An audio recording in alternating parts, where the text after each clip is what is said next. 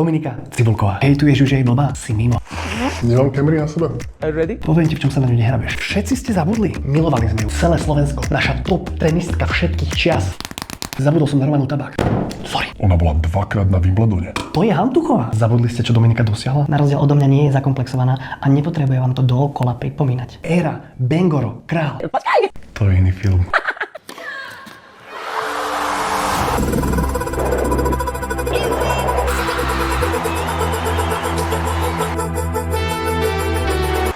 Koľko ste revali, keď to vyhrala? Podľa štúdie, čo som si vyťahol z treniek, ľudí na sociálnych sieťach náš mozog rozdeľuje takto. Od čistá hodnota, inšpirácia, vzor, dík, že to robíš, neprestáva. Až po...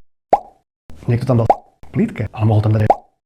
Vieš si predstaviť, že vedátor by sa ti v hlave posunul odtiaľto, až sem. V žiadnom vesmíre. Dominika je dôkaz, že keď systematicky pracuješ, nepočúvaš kritikov, dostaneš sa tam, kde si ťa nikto nevie predstaviť. Spieš ťa na vrchol sveta A späť. z nedotknuteľného národného pokladu. Pravidelný meme matroš. Tento shitstorm čakala, vôbec ji to netrápi, lebo je nosí jediné 3 veci, čo potrebuje. Dengy, dengy, dengy. Kvalita.